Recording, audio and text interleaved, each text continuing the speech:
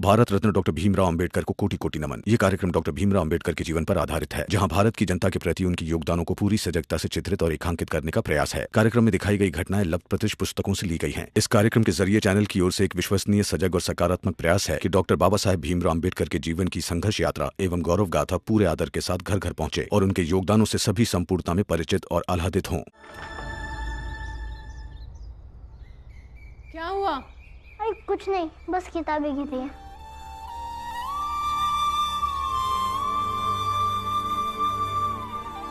मैं जानता हूँ कि जो सोच सोच कर मैं परेशान हूँ, उसका हल, उससे निकलने का रास्ता आप लोगों को पढ़ के ही निकलेगा, क्योंकि लड़ने से पहले पढ़ना जरूरी है। लेकिन दुख इस बात का है कि अभी मैं मांझी दीदी के कुछ काम ना आ सका। साहिब मेरे भीमराव, साहिब मेरे भीमराव,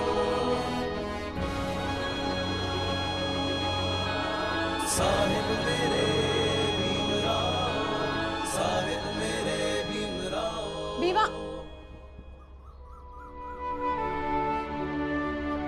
ख्याल रखना। जा।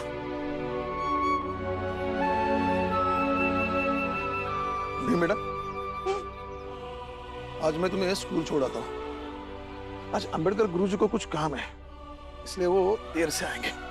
नहीं बाबा, मैं चला जाऊंगा और आप लोग बिल्कुल भी फिक्र मत कीजिए कि मैं आप लोगों से झूठ बोलकर माधवी दीदी के पास चले जाऊंगा। अब क्या लूं? सब कुछ तो दीदी से उन लोगों ने छीन लिया और मैं कुछ नहीं कर पाया। मैं चला जाऊंगा।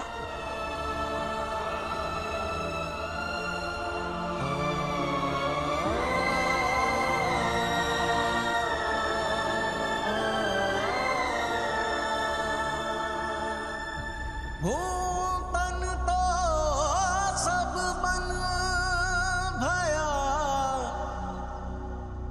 करम भये कुहाड़ी। आप को काटी है, कहे कबीर बिचारी, कहे कबीर बिचारी।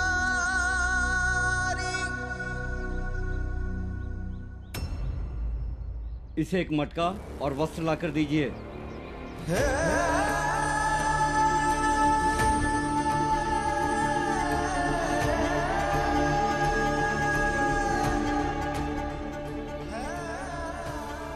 मंदिर के पीछे वाले कुएं पर स्नान करके पूजा पाठ करके सीधा घर आ जाना। चल बेटा। नहीं, ये इसके कर्मों का फल है कि ये जीवन की यात्रा में अकेली हो गई है। जब विधाता का लिखा हुआ साथी इसका साथ छोड़कर चला गया, तो दूसरा कौन सा मनुष्य इसका साथ निभाएगा? इसे अकेला जाने दीजिए। इसे एक डंडा दे दीजिए जानवरों से रक्षा के लिए।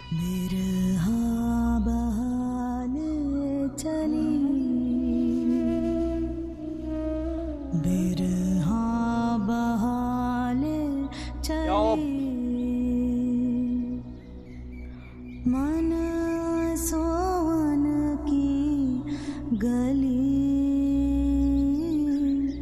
बिरहा बहाल चली, मुरझा गई है बाबुल तिहारी, मुरझा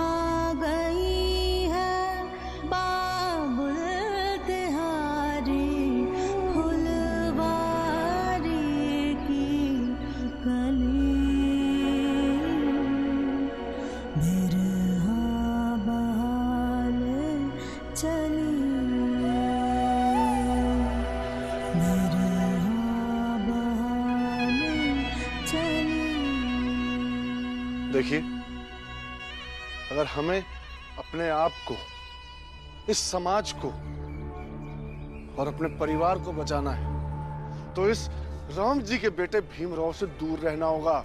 वरना सब कुछ खत्म हो जाएगा। बच्चा समझ के उससे बात करने में ढील क्या दे दी? वो तो हमारे बच्चों से दोस्ती करने लगा। नतीजा आपके सामने है। जब से आया है तब से अनिष्ट पे अनिष्ट होता जा रहा है। क्यों भाइयों? एकदम सही, सेठ जी एकदम सही कह रहे हैं। हमें घर घर जाके लोगों को समझाना पड़ेगा कि उस भीमराव से अपने आप को दूर रखे, नहीं तो उनका भी हाल इस माधवी की तरह होगा। माटी री माटी एक बस तो ही बचपन की हमारी सखी, इब तो बता दे हमसे छुपा के कहाँ जिंदगी है रखी।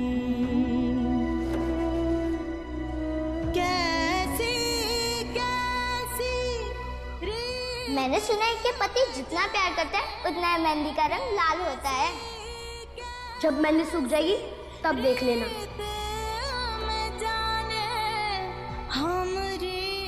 तुम डरो मत, जब तक जिंदा हूँ खुश रखूंगा तुम्हें।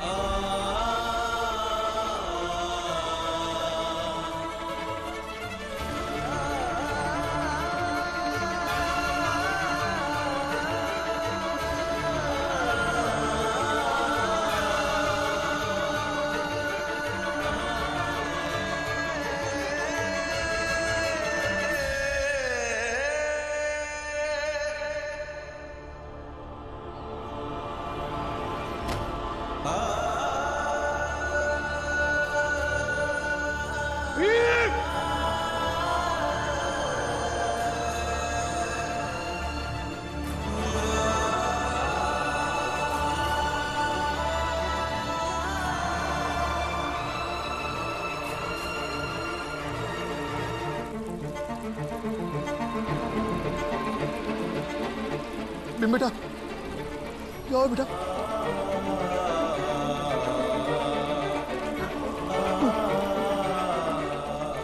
क्या हुआ बेटा? तुम बेहोश कैसे हो?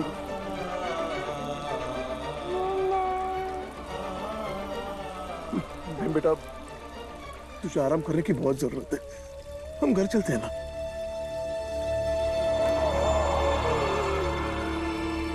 पापा वो माधवी दीदी। देखो बेटा, माधवी से डरने की जरूरत नहीं।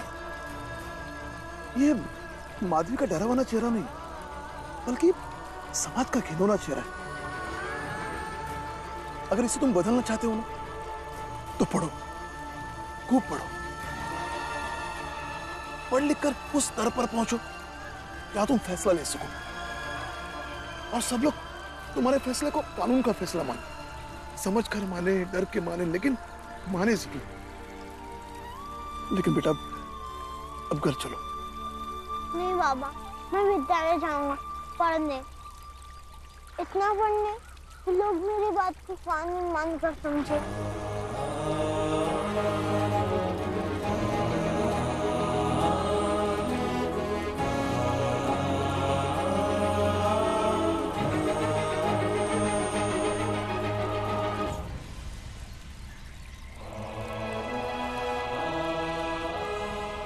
माधवी का बिना बाल की विधवा की पोशाक की छवि ने भीमराव के मन पर गहरा असर किया है। ये इसके भविष्य निर्माण में बड़ा असर डालेगा, लेकिन इसके लिए जरूरी है कि ये घटना प्रेरणा बनकर इसके मन में रहे।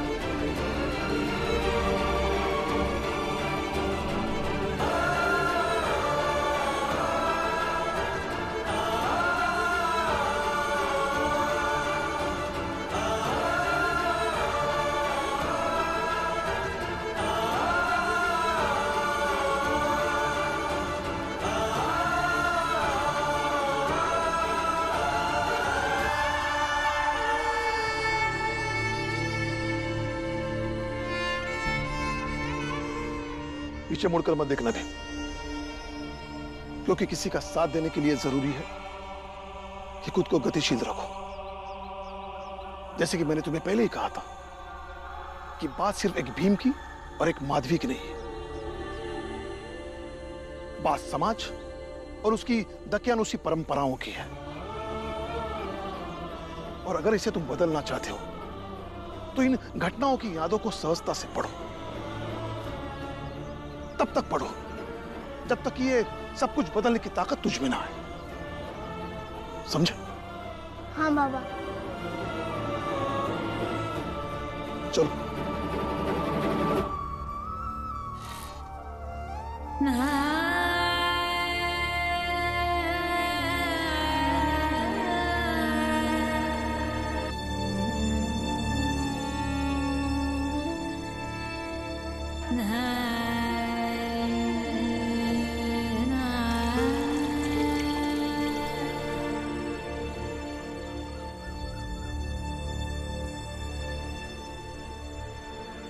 अरे रे रे रे, दूर रे तू। एक तरफ जाके खड़ी हो जा। पहले हम पानी ले लेंगे, बाद में तू पानी ले लेना। एक मटका पानी दे दीजिए, मैं नहा लूंगी। पूजा करके घर भी जाना है। बहुत जोरों की भूख लगी है। सुबह सुबह खाने की आदत है मुझे, लेकिन आई कहती है कि पहले नहा धोकर पूजा पाठ कर फिर ही अन्न का दाना मुंह में डालना चाहिए। अरे देखो देखो, अपने शादी के दिन ही अपने पति को खा गई है, फिर भी इसकी भूख शांत नहीं हुई है। जा उधर जाकर खड़ी हो जा। तुम्हें तो पता है हम सब सुहागने हैं। जब हम सब लोग पानी भर के चले जाएंगे ना, फिर तू आना यहाँ पानी लेने के लिए। ये किस तरह की बातें कर रहे हैं आप लोग? अगर कल को ऐसा आपकी बेटी के साथ हुआ होता और कोई आपकी बेटी को इसी तरह बुरा भला बोला होता तो आप लोग को कैसा लगता? कुलकर्णी, ज्यादा हमदर्द बनने की कोशिश ना करो। तुम कहीं जा रहे थे ना, जाओ अपना रास्ता नापो। जा रहा हूँ, लेकिन आप लोग तब तक नहीं समझोगे जब तक खुद के ऊपर नहीं बीतती। हाँ?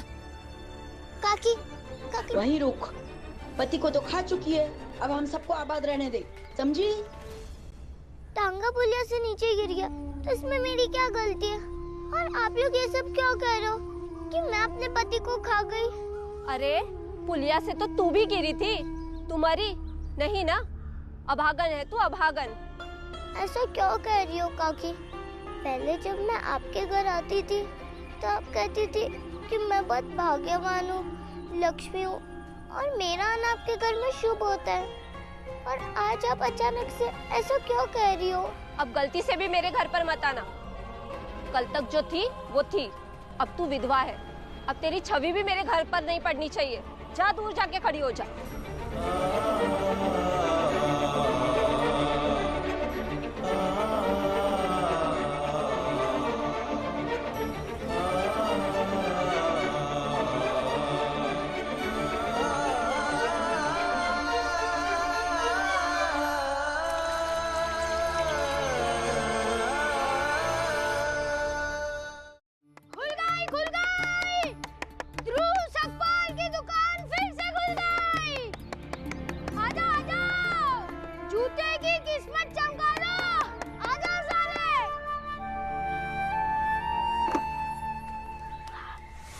ध्रुव सकपाल, तू कितना भी चिल्ला ले, कितना भी शोर मचा ले, तेरी दुकान में कोई नहीं आएगा जूता चप्पल सिलाने। आप चिंता मत करो, आप अपनी चाय बेच लो और लिख लो, एक दिन आपकी चाय की दुकान बंद करा के अपनी दुकान उधर शुरू ना की ना, तो फिर कहना। चुप! बहुत बोल लिया, वरना तेरे झोपड़े के साथ ना तेरी दुकान को भी आग लगा दूंगा। अब ना आपकी ये धमकी वमकी से मुझे गुस्सा नहीं आता है, क्योंकि भीमराव ने कहा है कि गुस्सा करने से ना अपनी ऊर्जा व्यर्थ होती है। जी, ये बाला सकपाल कहाँ मिलेगा? बताइए क्या काम है? मैं अभी बुला के लाता हूँ बाला भैया को। मेरे बेटे का मुंडन है, बाजा करना है, और सुना है बाला सकपाल यहीं कहीं रहता है और वो किसी बाजे वाले के पास काम करता है, तो सोचा उसे पेशगी दूं। फिर तो बहुत सही जगह है, मैं अभी बुला के लाता हूँ। बाला भैया! अरे भाई साहब, आपकी मति मारी गई है क्या? आप चाहते हैं आपके बेटे के मुंडन में कुछ अशुभ हो, या फिर आपके परिवार से कोई मर आ जाए? क्यों, क्या हुआ क्या? जंगल में आग की तरह यह बात पूरे सतारा में फैल गई है और आपको पता ही नहीं। वाह! अरे कौन सी बात?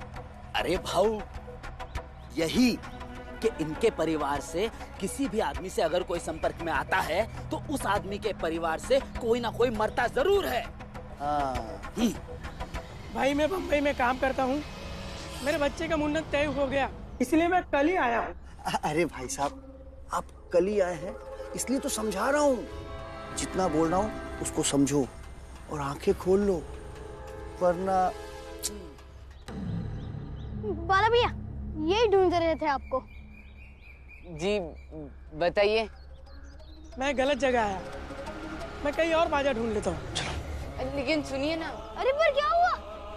अरे इन्हें सच्चाई का ज्ञान हो गया है, इसलिए जा रहे हैं।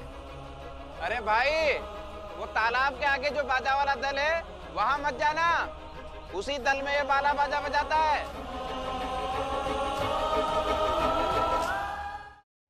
आप लोग और मेरे भूतपूर्व पिताजी सब लोग मिलके दिन रात नए नए नाटक करने का रास्ता ही ढूंढते रहते हो क्या? छोड़ना ध्रुव, चल। तुम लोगों को अब नहीं छोड़ेंगे। तुम लोगों के बारे में, तुम लोगों के जात के लोगों के बारे में सबको बताएंगे। जब हर कोई तुमसे दूर भागने लगेगा ना, तब तुम लोगों को पता चलेगा। अभी तो शुरुआत है, आगे आगे देखो। सेठ जी आइए। नमस्ते। आइए आइए सेठ जी आइए। बस एक आप ही की तो कमी थी। बाला भी अब जाइए, मैं भी अभी अपनी दुकान पर जाता हूँ। सेठ जी, चलो चाय पीते। आइए सेठ, आइए। नियमों का कड़ाई से पालन किया जाना चाहिए, नहीं तो बहुत बड़ा अपशगुन हो जाएगा। जी बिल्कुल, हम धर्म के काम में कोई भी ढिलाई नहीं बरतेंगे।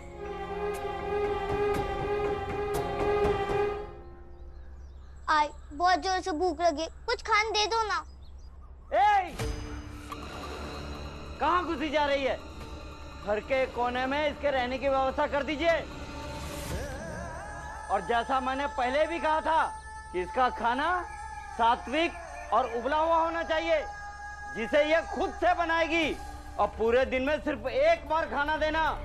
विधवा का जीवन जिंदगी का बोझ ढोते हुए दिखना चाहिए। अरे इसे भोजन सिर्फ जीवित रहने के लिए देना होगा, ना कि पेट भरने के लिए। अब मैं चलता हूँ। ये क्या बात हुई आई? मैं खुद के घर में नहीं जा सकती हूँ। अरे जो बोल करके गए हैं समझ में नहीं आया? चुपचाप जाकर उस कोने में बैठ जा।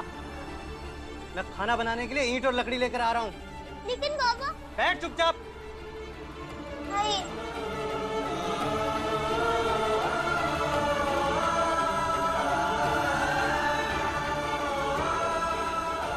आदमी क्या ही? आ रहा हूँ मैं अभी। आई बहुत जोरों से भूख लगी है, कुछ खाने दे दो ना।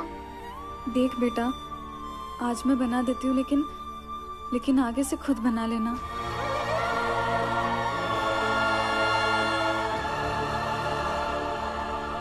अपने शादी के दिन ही अपने पति को खा गई है, फिर भी इसकी भूख शांत नहीं हुई है। कितनी बड़ी है रे तेरी भूख, हाँ? और किस किस को खा जाने वाली है तू? कबीर दे बल डही पड़ा, ईट भई सेवा करी जारा सुप्रीतड़ी जुड़हे न दूर